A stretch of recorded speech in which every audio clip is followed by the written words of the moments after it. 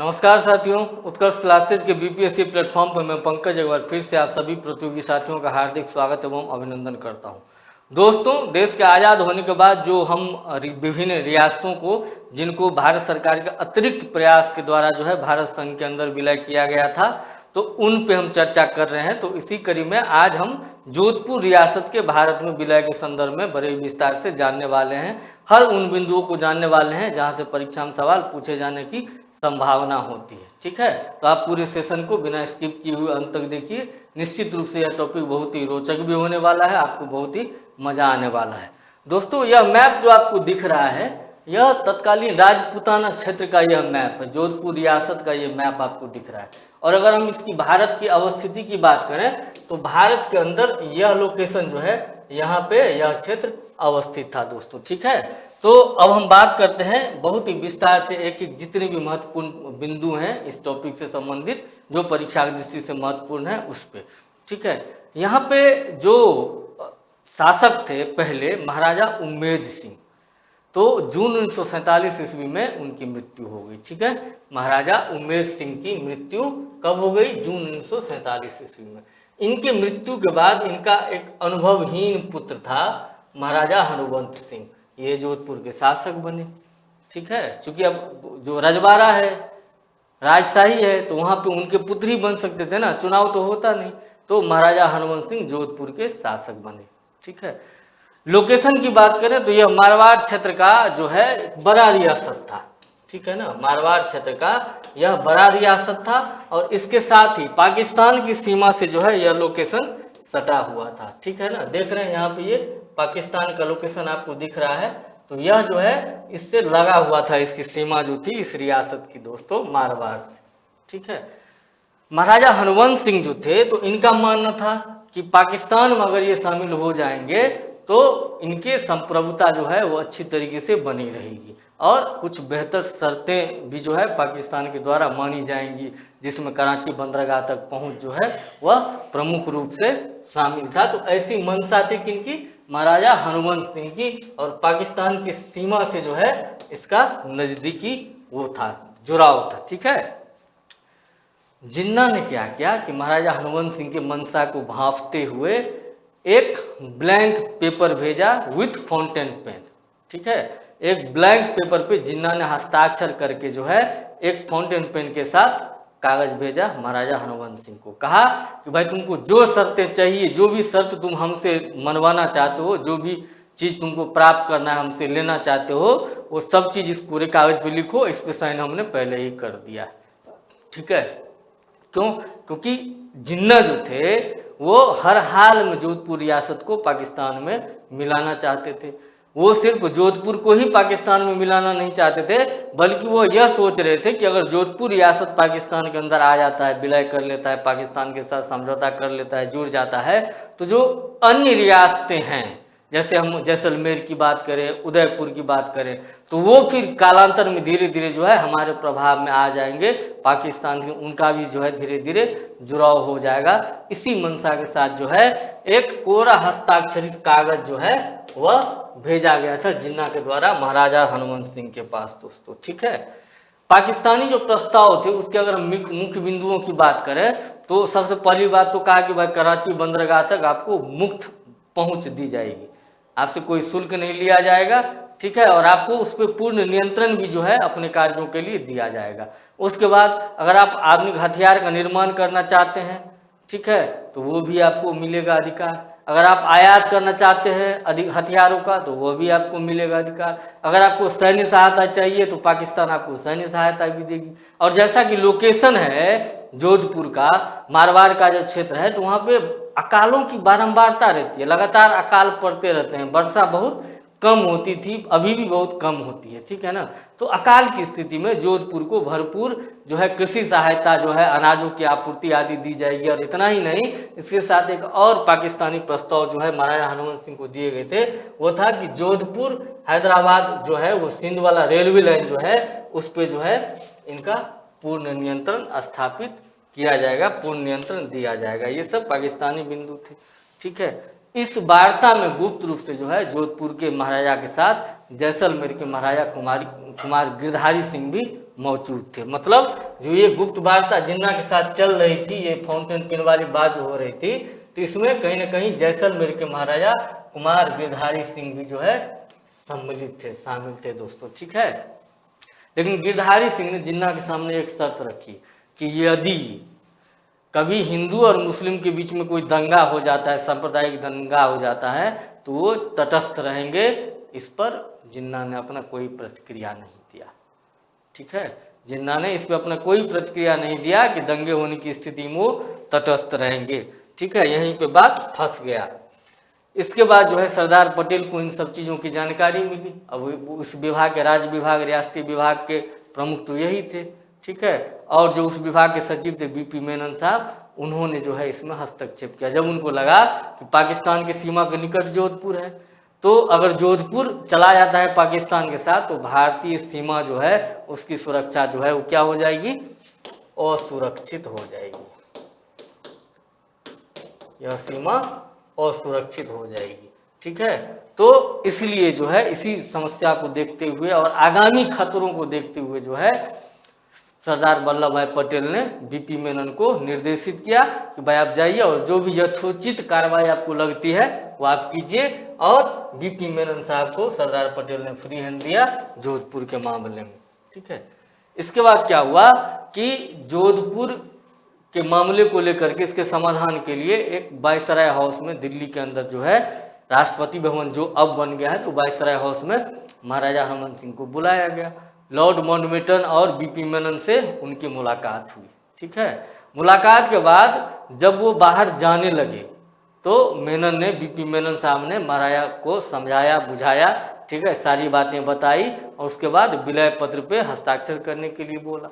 जब हस्ताक्षर करने ही वाले थे महाराजा हरवंश सिंह, तो महाराजा हरवंश सिंह बहुत अधिक गुस्से में आ गए। और वो गुस्सा इतना अधिक था, माउंटबेटन से मिलने के बाद, जब बीपी मेनन से मिलने के बाद, जब हस्ताक्षर होना ही वाला था एक्सेशन पे, विलय पे, तो उसी समय बहुत गुस्से में महाराजा आ गए और इन्होंने मेनन को कहा कि तुम्हारी धमकियों में से हम डरने वाले नहीं हैं, और अपने 2.22 कैलिबर की जो पेन पिस्तौल थी उनके पास, वो उन्होंने बीपी मेनन के आगे तान दी। तो बीपी मेनन साहब निर्भीक व्यक्ति तो थे ही, उन्होंने कहा कि भाई तुम अगर गोली चला भी दोगे अभी, फिर भी जोधपुर रियासत को भारत में शामिल होने से कोई नहीं बचा सकता है। हमको जो करना पड़ेगा भारत सरकार को, जो करना पड़ेगा भारत सरकार करेगी, और भारत संघ में ही जो है जोधपुर रियासत का विलय होना है। और अगर तुम गोली चलाओगे तो तुम्हारी जो दुर्गति होगी ये तो तुम जानते ही हो, अंदाजा लगा ही सकते हो, ठीक है। इसके बाद धीरे धीरे ये महाराजा पहले तो गोली बंदूक तानी अपनी 0.22 कैलिबर की जो उनके पास पिस्तौल थी, और उसके बाद वो धीरे धीरे थोड़े से नरम हुए, ठीक है। सरदार पटेल ने उनसे और विस्तृत बातचीत की, और बातचीत करने के बाद उनकी जितनी भी चिंताएं थी उसको समझने का प्रयास किया, ठीक है। तो जो मुख्य रूप से जो कुछ बिंदु महत्वपूर्ण है उसको एक बार जानना चाहिए, ठीक है। जो बिंदु जिसका आश्वासन सरदार पटेल के द्वारा महाराजा को दिया गया वो क्या था? पहला, हथियारों का आयात, इसकी स्वीकृति जो है दे दी बीपी मेनन साहब ने, ठीक है। उन्होंने कहा कि जोधपुर की अपनी सुरक्षा और उनकी परंपराओं के लिए हथियारों के आयात की विशेष अनुमति भारत सरकार के द्वारा दी जाएगी, ठीक है। पहला बिंदु सॉल्व हो गया। उसके बाद जो विशेष अनुमति, आयात की विशेष अनुमति हथियारों की दी जाने की बात पे सहमति बन गई। फिर जो जिन्ना इनको रेल लाइन वाला जो दिखा रहा था, टिप्लिसबाजी कर रहा था, समझा रहा था, तो यहाँ पे अब एक ये भी शर्त थी। तो जोधपुर को रेल मार्ग द्वारा काठियावाड़ बंदरगाह से जोड़े जाने की बात की गई।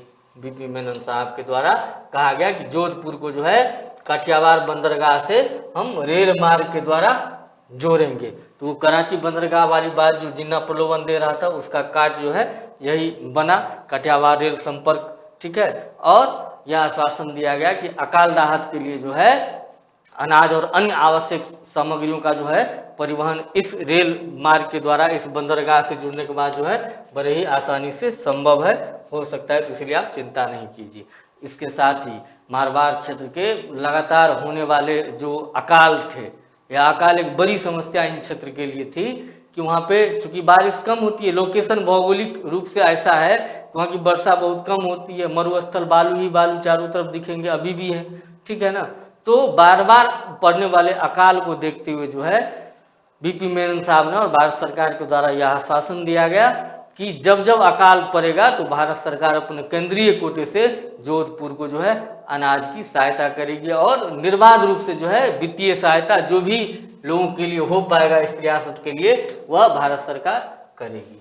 इसके बाद क्या हुआ, जब सब बातचीत पे महाराजा की सहमति हो गई तो फिर 11 अगस्त 1947 ईस्वी को भारत के साथ विलय पत्र पे हस्ताक्षर हो गए। ठीक है, कब? 11 अगस्त 1947 ईस्वी को भारत के साथ जो है विलय पत्र पे हस्ताक्षर हो गए। और इस समय लॉर्ड माउंटबेटन ने जो है एक चेतावनी भी दी थी कि भाई बहुसंख्यक आबादी वाली हिंदू आबादी जहाँ पे बहुसंख्यक है, ऐसी रियासत को पाकिस्तान में शामिल करोगे तो यह संप्रभुता के सिद्धांत के जो है वह खिलाफ होगा। यह चेतावनी किसने दी थी? लॉर्ड माउंटबेटन ने दी थी।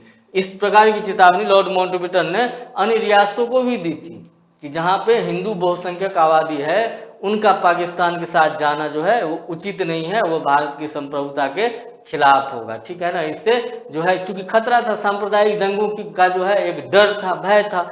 ठीक है, तो माउंटबेटन ने ये चेतावनी दी थी कि अगर तुम जाओगे उधर तो क्या होगा, बहुत व्यापक स्तर पे जो है सांप्रदायिक दंगे हो सकते हैं और यह संप्रभुता के सिद्धांत का उल्लंघन भी है, इसलिए ऐसी भूल से भी ना करो।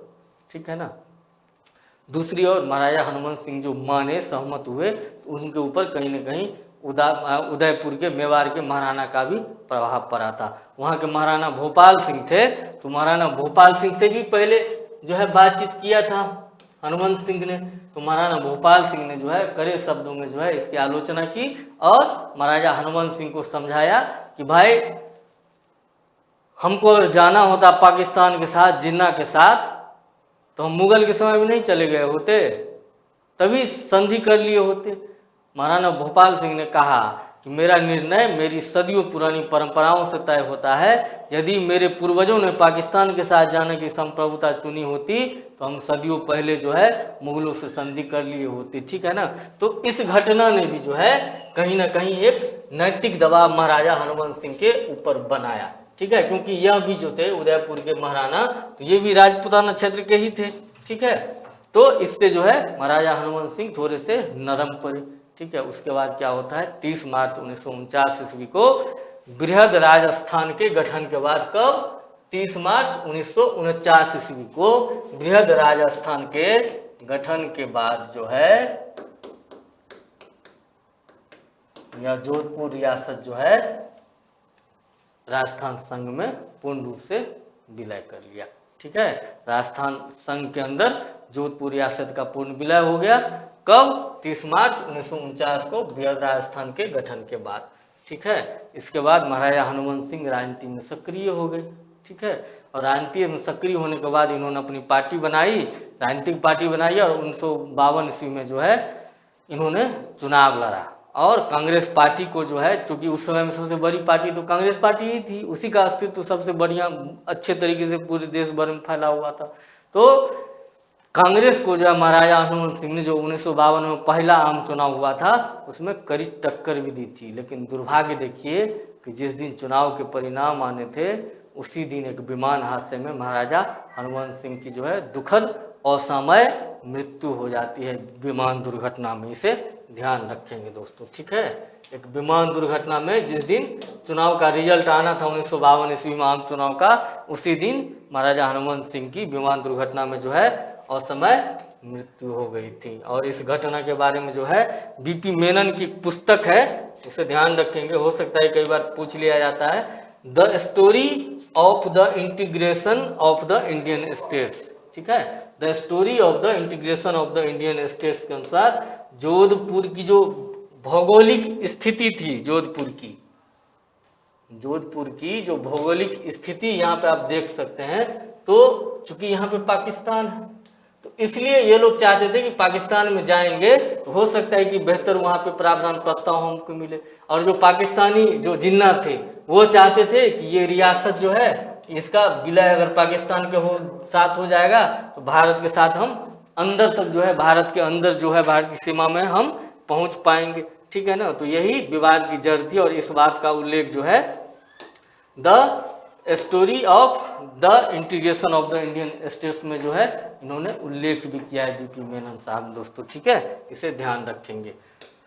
अगर हम क्षेत्रफल की बात करें तो 1947 ईस्वी में जो मारवाड़ रियासत जोधपुर जो था तो वो 93,424 वर्ग किलोमीटर विशाल क्षेत्र में फैला हुआ था दोस्तों, ठीक है, 93,424 वर्ग किलोमीटर के विशाल क्षेत्र में यह रियासत फैली हुई थी, ठीक है। और यह एजेंसी राजपूताना एजेंसी की सबसे बड़ी रियासत थी।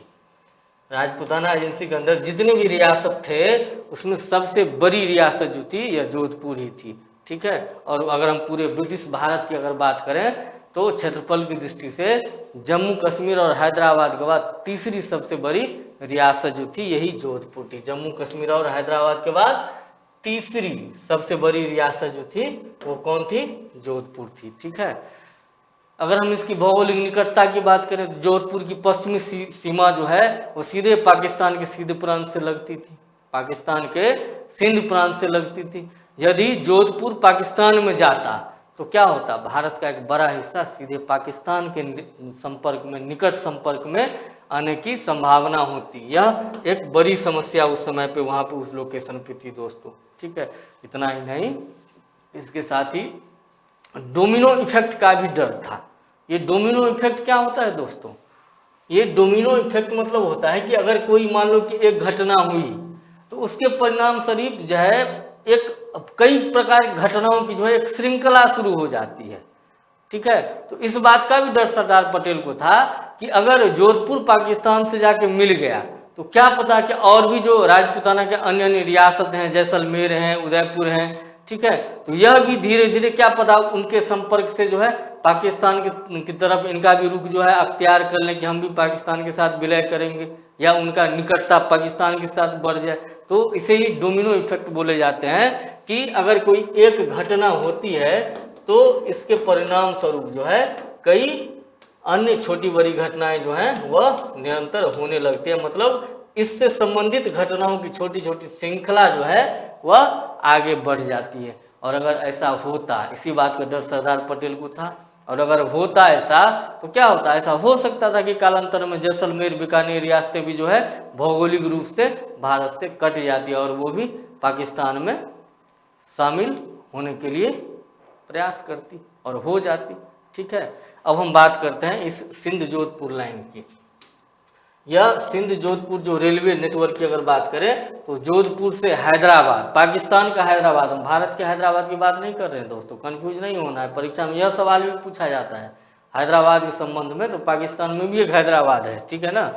तो यह सिंध के पास ही है। इनके बीच जो है एक सीधी रेलवे लाइन मौजूद थी और जिन्ना जो थे वो इसी रेलवे लाइन और कराची बंदरगाह के पूर्ण नियंत्रण का लालच दे रहे थे किनको? महाराजा हनुमान सिंह को, ताकि मारवाड़ का जो व्यापार है वो व्यापारिक कार्य के लिए जो है पाकिस्तान के ऊपर निर्भर हो जाए, ठीक है ना।